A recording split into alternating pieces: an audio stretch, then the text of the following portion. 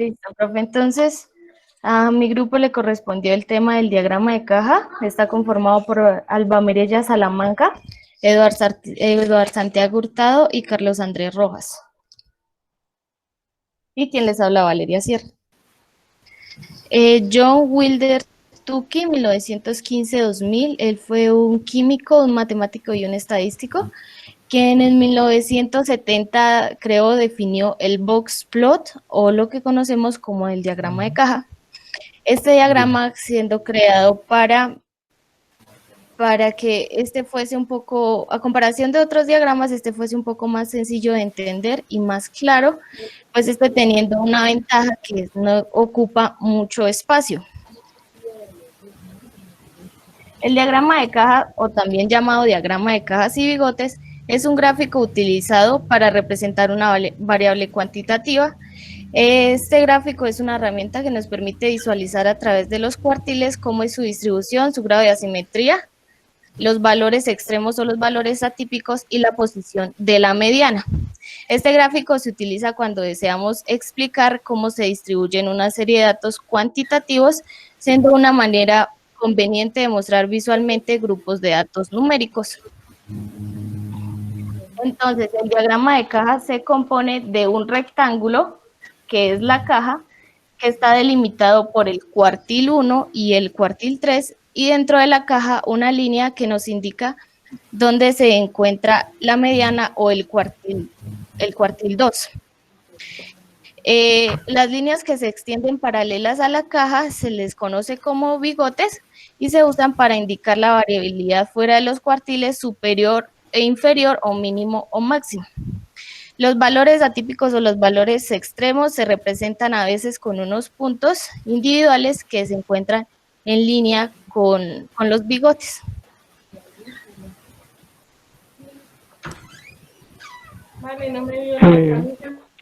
Normalmente el diagrama de cajas y bigotes se utilizan en estéticas descriptivas.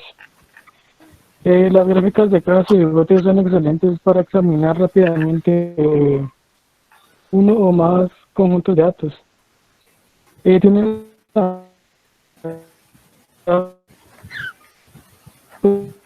que ocupar menos espacio, cuál es útil cuando Digamos, Carlos parece que tiene dificultades. Sigan. ¿Me escucha, profe? Sí, señora. Entonces, como ya les había explicado, el diagrama de caja se compone pues, de una caja, el cuartil superior.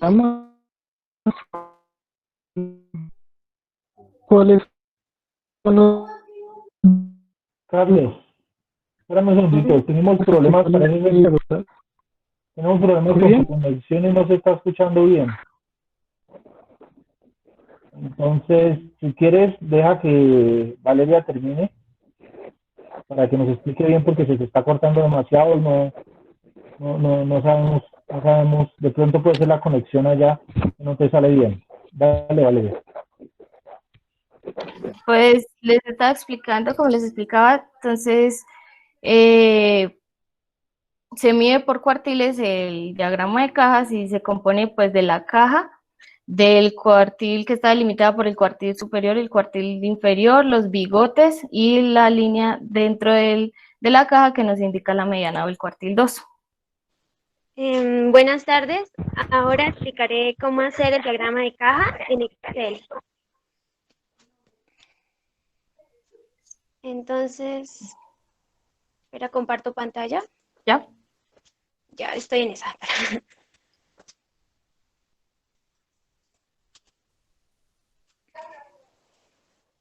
Bueno, quise representar el diagrama de caja en un ejercicio que ya venimos realizando con el profesor, y es el de la presión diastólica medida en milímetros de mercurio en hombres de 30 y 40 años de edad.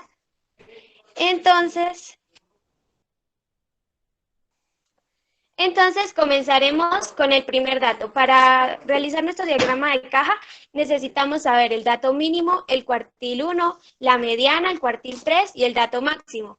Aquí ya los tengo ubicados Y ahora vamos a ubicar los anchos. ¿Cómo se hace para ubicar los anchos? Primero vamos a ubicar el primer número, que es 60. Ahora vamos a hacer igual el cuartil 1 menos el valor mínimo de nuestros datos. Y Enter. Nos dio este dato y a este dato vamos a arrastrarlo. Ya podemos ver los otros datos. Seleccionamos estos anchos para poder armar nuestro diagrama de caja y bigotes. Le damos en insertar, insertar columnas, seleccionamos esto, lo ubicamos, espera, lo envío atrás, al fondo, esto. Bueno, aquí ¿qué vamos a hacer? Vamos a seleccionar nuestro gráfico y le vamos a dar seleccionar datos, cambiar de fila a columna y le vamos a dar aceptar. Aquí podemos ver cómo quedó en una sola columna. Ahora, ¿qué vamos a hacer? El primer sector lo vamos a quitar, entonces le vamos a dar formato de serie, le vamos a dar aquí sin relleno y sin línea. Ya vimos que se quitó. Esta parte que quedan, estos 4 o 5 sectores que quedan, es para comenzar a formar nuestro diagrama de caja y bigotes. Entonces, el primer diagrama, la partecita roja, le vamos a dar en el mismo formato, sin relleno y sin línea. Y esta parte de arriba, que es el otro bigote, también vamos a hacer lo mismo, sin relleno y sin línea. Podemos ver que quedaron en blanco. Entonces, a ver, acá que quedó sin línea. A ver si es que no se vean.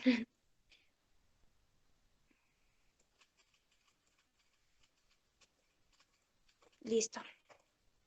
Ahora, ¿qué vamos a hacer aquí? Vamos a comenzar a armar nuestro primer bigote. Entonces, le vamos a dar agregar elementos de gráfico. Barras de error, más opciones de barras de error. Y le damos aquí donde dice menos. Entonces, le vamos a ajustar el porcentaje que nos quede al 100%. Enter. Listo. Y vamos a ubicarnos sobre este moradito, este sector, y le vamos a dar y lo mismo, agregar elemento de gráfico, barras de error, más opciones de la barra de error, y le vamos a decir más. Aquí vamos a ubicar, entonces aquí vamos a ubicar lo que dice aquí en nuestro máximo, que dice que el ancho es de 22.77. Entonces seleccionamos esta línea y le ubicamos aquí donde dice valor fijo, 22.77. Y le ingresamos y ya, quedaron nuestros bigotes. Entonces, ¿qué vamos ahora a sacar de nuestro gráfico? El rango intercuartílico. ¿Cómo se calcula el rango intercuartílico? Aquí tengo las fórmulas, las pueden ver. Entonces nos dice que el rango intercuartílico es igual al cuartil 3 menos el cuartil 1. Menos el cuartil 1. Tenemos el rango intercuartílico ya. Ahora nos dice que el límite inferior es igual a el cuartil 1 menos 1.5, siempre se utiliza ese valor, por el rango intercuartílico que ya lo tenemos aquí arriba. Entonces le damos Enter y ya nos quedó nuestro límite inferior. Ahora el límite superior.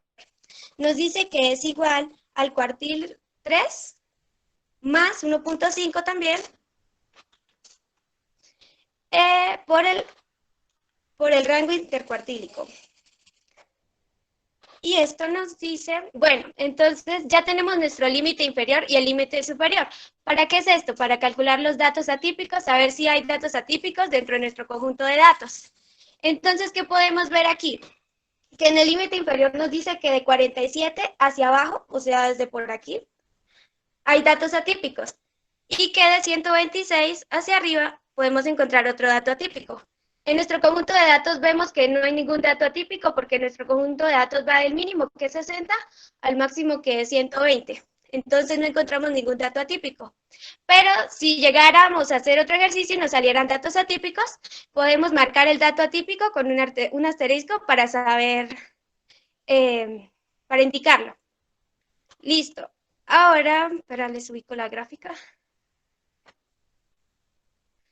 Aquí ya coloqué los datos desde antes, entonces podemos ver que aquí tenemos el valor mínimo, el primer cuartil, el segundo cuartil, aquí, la mediana, o el cuartil 2, y el cuartil 3, y el máximo, que es de 120.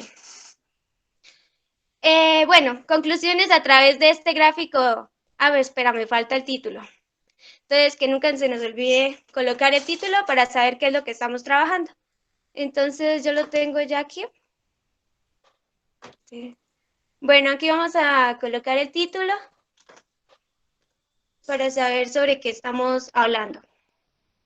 Oye. Bueno.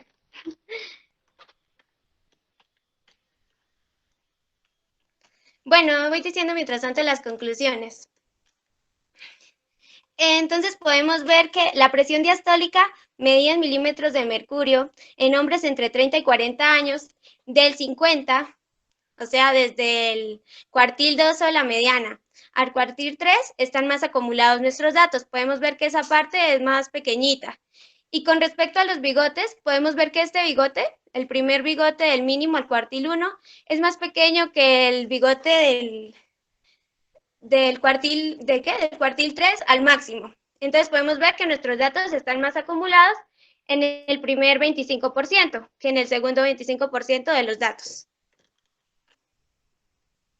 Y que podemos ver también lo que el profesor nos está explicando de la asimetría o el sesgo. En nuestro diagrama de caja y bigotes podemos ver que, por ejemplo, este tiene una simetría negativa. ¿Por qué? Porque están más dispersos los datos en este lado, en el lado verde, que en el lado morado. Bueno, compañeros, eso es todo. No me la quites de ahí.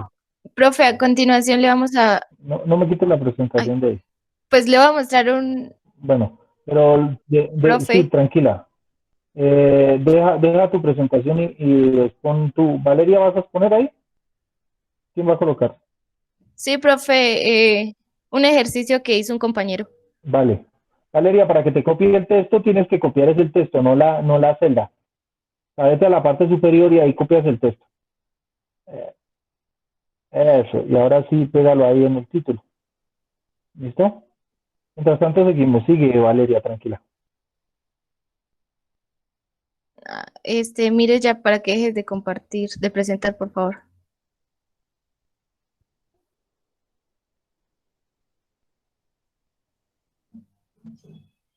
Tranquila, tú puedes compartir sin importar que ya esté compartiendo, ¿vale? Ay, bueno, profe.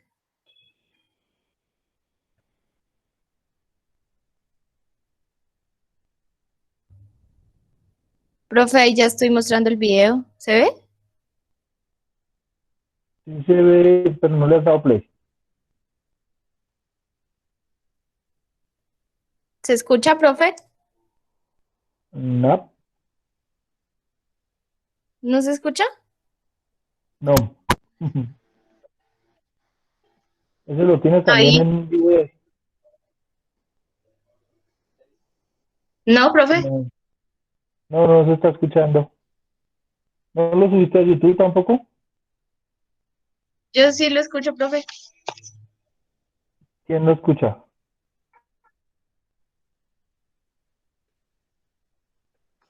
No se escucha. No, profe, no. No se escucha. Verá, cuando uno comparte una pantalla, digamos, comparte una ventana que le aparece ahí, uno le puede dar ahí compartir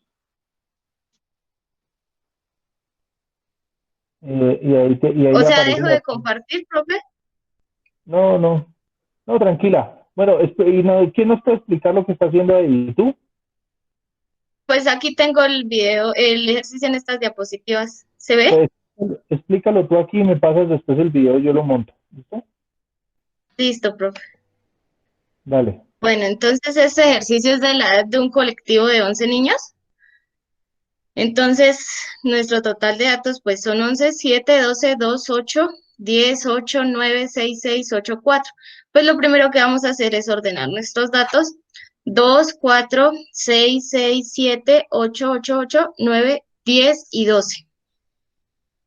Bueno, lo primero que hacemos aquí ¿pueden ver la flechita? es los valores extremos, poner los valores extremos, o que son el 2, que es el valor mínimo, y el 12, que es el valor máximo. Y empezamos ahí a calcular las posiciones. El cálculo es los cuartiles, entonces hacemos la posición del cuartil 1, que es 1, por el número total de los datos más 1, porque nuestros datos son números impares. Entonces sería 1 por 11 más 1 dividido en 4, que igual a 3, que 3 es nuestra posición. Entonces, si contamos 3, 1, 2 y 3, pues nuestro cuartil 1 es 6, como está indicado aquí.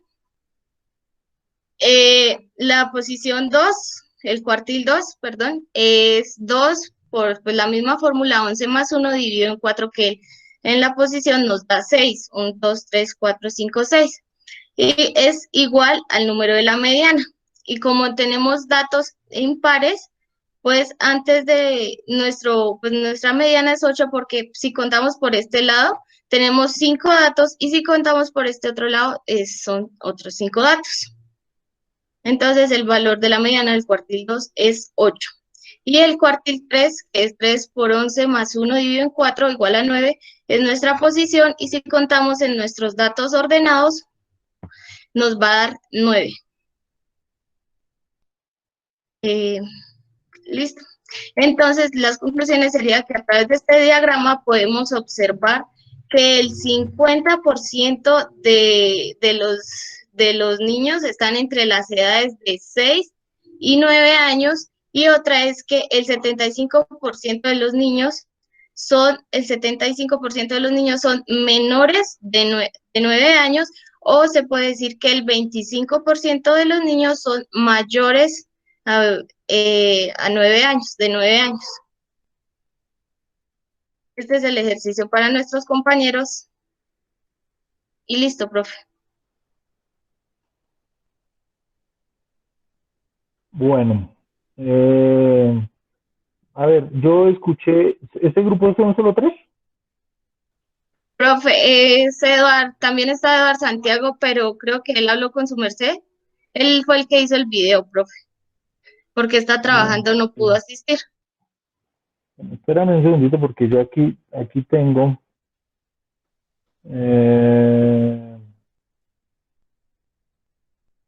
me escribió, ¿quién fue quien me escribió acá?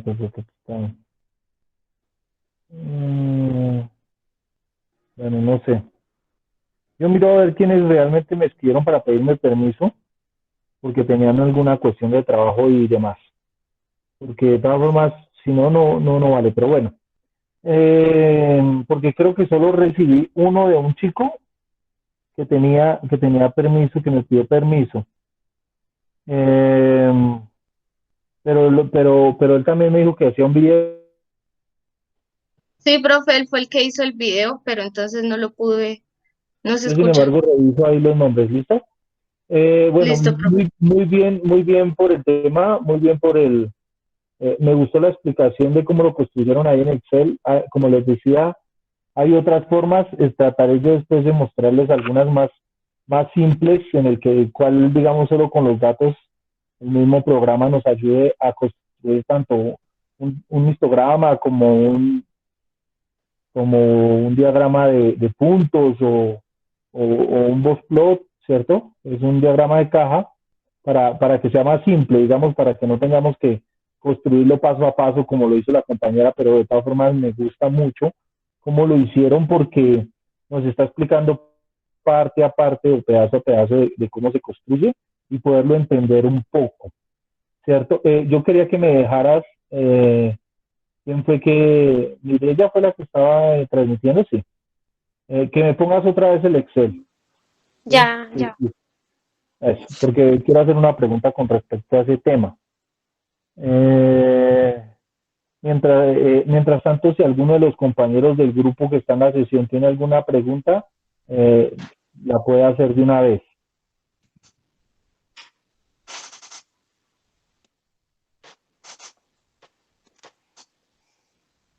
¿Alguno tiene alguna pregunta o ninguno?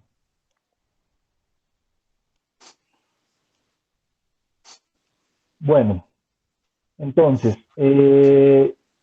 listo. Entonces aquí, ahora miremos aquí el tema del box plot que construyeron ahí. Entonces voy a hacer una pregunta aquí, a ver, venga a ver, Marilyn. Hola, profe. Hola, yo no le he preguntado a su merced, ¿cierto? Profe, no, pero es que me acabo de unir. Mi ¿Cómo internet así está que me fallando. acabo de unir si yo la he visto en No, la no, sesión? profe. Sí. ¿Eh? Bueno, pregúntame, sin miedo. Bueno, según la gráfica que hicieron sus compañeros ahí del ejercicio, ¿sí? Se alcanza a Sí. determinar un cierto sesgo, ¿sí? Un cierto sesgo. Su compañera pone en la parte derecha de sus pantallas unos ejemplos de sesgo negativo, sesgo positivo y simétrico, ¿no? ¿Cuál de esos? ¿Dónde? Ahí al ladito está uno que tiene un colorcito amarillo con azul, el otro es verde con azul y el otro es naranja con azul, ¿cierto? Sí. Entonces, según esas gráficas, ¿cuál es la que puede representar los datos del ejercicio que nosotros hicimos en clase? ¿La primera, la segunda o la tercera? Sería espérame.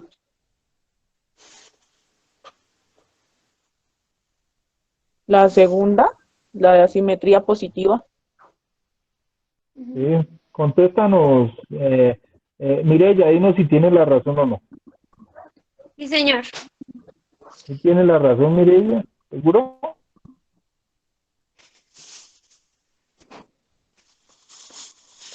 Es que No hasta que miró el tiene templete en una. la parte de abajo. Ah, ya. Para ambos tienen Sí, negativo, ¿listo? es que yo lo hice así, mira, esta vez está más como. Por el- Tú ves lo que- Ah, Mira, entonces no, para no, no. la. A ver, súbemelo, hazme un Ya ves favor. mejor. Súbemelo, no me muestres esa. Gracias. Ah, listo. Es que yo quería era que ustedes vieran, porque no importa que el diagrama al bosque esté tanto horizontal como vertical. Lo que yo quería era eso. Porque si era para Diga. comparar uno horizontal con otro horizontal, de nada sirve. ¿Sí? Ah, El bosque se puede representar de forma horizontal o de forma vertical. sí, señor. Como lo hizo la compañera, ¿cierto? En el ejercicio aparece de forma vertical. Y los ejemplos que están ahí están de forma horizontal. Dale. Pero eso no quiere decir que yo no puedo representar hacia dónde pueda ir el sesgo. ¿Sí? Por eso yo no había visto el gráfico de la parte de abajo, pero precisamente por eso, des en cuenta que si nosotros volteáramos el gráfico, los valores más bajitos son los que están en la parte de abajo. O sea que el sesgo no es no es positivo, el sesgo realmente es negativo, porque está más acumulado hacia dónde. O sea, hay menos datos en dónde. Hacia En la el parte de sector, abajo. ¿dónde hay menos datos? ¿En el sector verde o en el sector morado? en el sector morado. Ah, en el morado, En el sector. En el sector morado es donde hay más datos. Por eso quiere decir que están más pegaditos ahí, porque recuerden que ambos tienen el 50%. Lo que pasa es que están más acumuladitos. ¿Sí me entienden? Sí, señor. ¿Sí?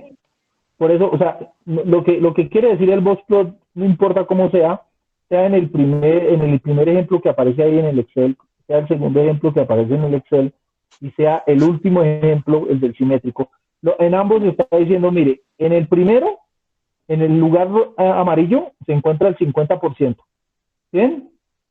Y en el verde, y en el azul, perdón, se encuentra el otro 50%, perdón, el otro 25%, estoy equivocado. Dentro del cuadrado está el 50%, hay un 50% central, ¿cierto? Porque recuerden que el primer puntico es el cuartil 1, el valor del centro es la mediana, y el valor superior es el cuartil número 3. Entonces, entre el cuartil 1 y la mediana está el 25%. ¿Qué significa? Que en ese factor amarillito que está ahí se encuentra el 25%. Y en ese pedacito azul está el otro 25%. La pregunta es, ¿dónde están más acumulados los datos? ¿En el azul o en el amarillo? En el amarillo. ¿Seguro? Es En lo el azul, En profe. el azul. En el azul, pilas, porque es que, Es donde está el bigote más corto, profe. Sí. claro, porque Ahí están, están más acumulados los datos, entonces exactamente, sería la simetría hacia la parte, el sesgo hacia la parte izquierda, exactamente, porque el sesgo quiere decir que los datos están más repartidos hacia la parte izquierda. más dispersos, profe, sí. Exactamente, muy bien, pilas, Mireya, porque tú fuiste la que explicó este ejercicio, ¿sí? Entonces yo lo entiendo de Marilyn porque, bueno, está desconectando y conectando y la entiendo. ¿Sí? Pero de todas formas, la que está explicando eres tú, Mireya, y pilas con ese sentido porque, por ejemplo, en este caso, en el ejemplo que nosotros pusimos, el sesgo es ¿qué? ¿Positivo o negativo? Sin mirar la gráfica de abajo. ¿Mm? El sesgo es negativo. El sesgo es negativo, correcto. ¿Por qué? Porque está más dispersos los datos en la zona verde Verde, sí. y en la zona morada los datos están más acumuladitos. O sea, hay lo que nosotros llamamos son más homogéneos, ¿sí? Y en los otros son heterogéneos, o sea, que no son iguales, sino que como que hay muchos, son la misma cantidad de datos, pero están más divididos, están más dispersos, ¿sí? O sea, una cosa es la cantidad de datos y otra cosa es el tipo de datos y otra cosa es qué tanto se repiten los datos, o sea, esto toca tenerlo en cuenta. Entonces, me gustó mucho el ejemplo que pusieron ahí en la parte inferior, en la parte de derecha, donde nos explica hacia dónde se ve la simetría, el sesgo, que es lo que yo expliqué en el ejemplo anterior del histograma, y ustedes se dieron cuenta que cuando los datos están más acumuladitos hacia la derecha, ¿cierto? Hacia la derecha, más acumuladitos hacia la derecha, el sesgo es negativo, o sea que va hacia la izquierda el resto de datos. ¿Sí se han dado cuenta? Y lo mismo pasa, por ejemplo, en este caso. Si los datos están más acumuladitos hacia la izquierda, el sesgo es positivo o tiene un sesgo hacia la derecha. Y cuando los datos están repartidos de igual forma, tanto por debajo de la mediana como por encima de la mediana, hablamos de que la función es simétrica.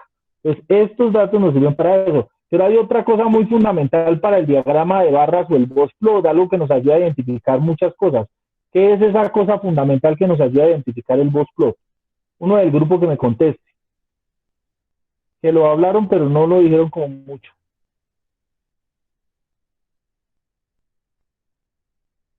Valeria, Ay, Dios. Señor profe, ¿no me escucharon? no le escuché bien, profe.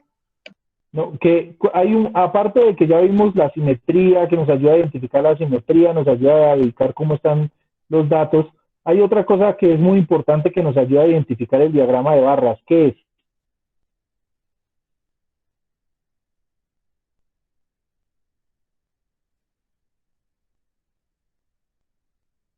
hola, ¿qué pasó?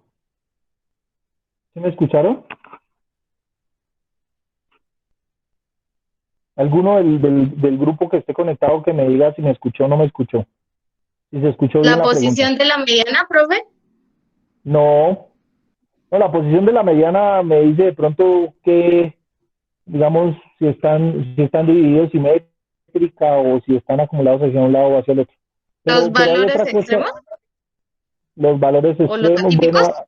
bueno, exactamente. ¿Por qué es importante que la gráfica nos ayude a identificar los atípicos?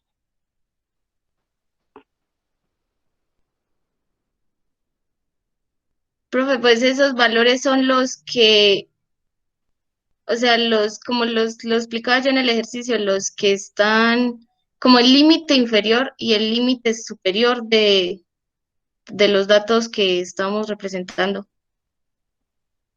Mm, bueno, y si hay un dato, bueno, ahí tú calculaste el mínimo y el máximo, como lo observamos, y supongamos que en el ejercicio, supongamos, voy a poner un ejemplo aquí, con el mismo ejercicio que tú hiciste. Lo voy a poner acá lo voy a poner, no, sino te voy a decir. Supongamos que en el conjunto de datos eh, tenemos un dato que dice que alguien tiene una presión diastólica de 30 y, no sé, de 40, supongamos. de 40. ¿Ese es un caso atípico o no? Sí, señor. Correcto. ¿Qué sucede con eso? Típico porque está por debajo del límite inferior que dice que es de 47.905. Bueno, ¿y Entonces, ahí qué logramos concluir? ¿Y qué concluimos de ese número 40? Ah, ¿es un caso atípico y ya? no. Entonces, ¿Qué puedo decir? Podría no decir sé. que Que es un valor que está muy alejado de los, como de los que son, como de la presión de los más normales, o sea, está muy alejado, el ¿Y qué? 40. Profe, puede ser un dato que no es relevante, o sea que, digamos, muy pocas personas presentan esa, ¿cómo se llama? esa Esa presión. presión, exactamente. ¿Y qué hago? O O sea, también hasta ahora que me están diciendo lo mismo que yo he dicho. Existe el dato, sí, lo identificamos, sí, ¿y qué hago? Se supone que no la lo tiene estadística en no sirve, cuenta, no lo tengo no en lo tiene cuenta. en cuenta en el cálculo de sus datos porque podría no pertenecer en sí, no ser tan relevante para la muestra. Bueno, o sea que si una persona tiene una presión diastólica de 40, pues simplemente la saco, ¿sí o no? ¿Sí o no?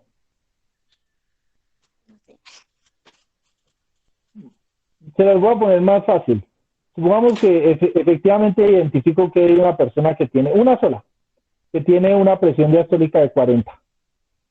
Entonces yo digo, uy, pucha, ¿qué hago? La saco. Ustedes dicen, no, pues eso es una sola persona, la saco. Puede ser, porque puede ser que haya sido un dato que se tomó mal, ¿sí? Pero puede que no. Y resulta que usted la sacó del estudio y resulta que la persona se murió porque era, no Ah, sé, profe, pues eso nos por, representa es un sesgo, no tanto el ese dato. sesgo. A ver, quiero que me entiendan el ejemplo, todos los del grupo. Lo que pasa es que, ¿por qué es importante un box plot? Porque nos ayuda a identificar efectivamente cuáles datos. Primero el sesgo, que ya lo explicaron las compañeras, que es hacia donde era como más acumulación de datos. Bueno, sí, eso ya lo identificamos. Pero una de las herramientas más importantes de un diagrama de caja o un box plot es que nos ayuda a identificar si hay datos atípicos. Y esos datos atípicos es donde yo tengo que decir lo que dijeron las compañeras al principio. Ah, bueno, es un solo dato, miremos a ver qué pasa. Entonces resulta que nos dimos cuenta que el resultado fue 40, ¿cierto? Se convirtió en un caso atípico. ¿Qué pasó? Tenemos dos opciones, o lo sacamos y decimos, no, eso dejémoslo así, ¿sí? O le prestamos atención. ¿Cómo es prestarle atención? Es, oiga, ¿a qué empleado se le determinó que tenía una presión diastólica de 40? ¿Sí? Entonces uno dice, ah, a tal empleado, vamos y se la volvemos a tomar. Si la presión sigue la misma, entonces yo tengo que decir, oiga, espérese porque hay una persona que tiene problemas de presión, porque no se encuentra dentro del rango normal. O sea que para mí ese dato ya no se vuelve irrelevante, se vuelve relevante, ¿no? O sea, se vuelve importante, ¿sí? Porque realmente ahí nos vamos a dar cuenta si de pronto hay una persona enferma. Yo no puedo decir, llegar un momento, porque eso es hasta negligencia, donde ustedes como, por ejemplo, como profesionales, señores, ustedes que van a ser de pronto gerentes, que van a ser dueños de una empresa, y ustedes hicieron ese estudio en la empresa y resulta que uno le salió le tomaron la presión y la presión le salió por debajo de los límites permitidos, y usted simplemente, ah, es uno solo, dejémoslo ahí. Resulta que el señor se murió y nunca se atendió. Y resulta que van a llegar allá donde talento humano y le van a decir, oiga, ¿qué pasó con esta persona? Si nosotros identificamos en algún momento que él tenía una presión baja, pero pues no nos pareció relevante. Imagínense qué problema no en el que se meten ustedes como dueños y como gerentes de la empresa al identificar eso. Entonces, esto que hacemos en estadística nos sirve para identificar también este tipo de cosas. O sea, para identificar si ese valor es importante o relevante, ¿cierto? Por lo contrario, lo dejamos y lo sacamos del estudio. Porque puede suceder lo siguiente. Puede que al hacerle la toma haya fallado. Entonces, ¿qué hago yo? cojo a esa persona y le digo, venga, le volvemos a hacer el examen. Si le hacemos el examen y da otro resultado, entonces simplemente dejo constancia de que le da otro resultado y simplemente lo saco del estudio.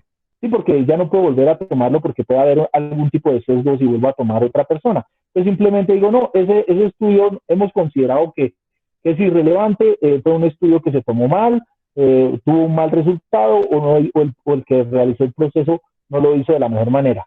Pero si la persona sí tiene eso, usted tiene que activar el sistema de emergencia, se tiene que activar tal, y eso lo demostró fue el estudio. O sea, que usted diga, uy, pucha, espere que esta persona no está bien de salud. Esta persona hay que buscarla, hay que atenderla y hay que mirar qué es lo... O también determinar cuáles son los factores a los que los están llevando a tener esa presión. O sea, a eso es a lo que yo me refiero y lo importante del Boxplot, ¿sí? O sea, por ejemplo, yo hacía un ejemplo de las edades en el grupo de estadística. Y supongamos que yo hago el estudio, me dio la media, dio el cuartil, la dio todo, hice el Boxplot, y resulta que la edad mínima tolerable en este curso sea, no sé, 14 años, supongamos. Es como el más bajito, ¿sí? O 16 años, o 17 años. Y el más alto sería 22.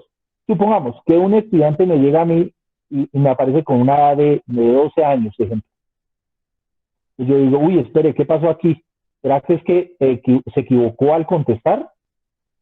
¿O de verdad tiene 12 años y es una persona, no sé, súper dotada, una persona que le ha ido muy bien y que ha adelantado sus estudios y que ahorita con 12 o 13 años está haciendo sus estudios universitarios? Eso uno dice, chévere, mire, este es un buen estudio o es una buena persona para identificar.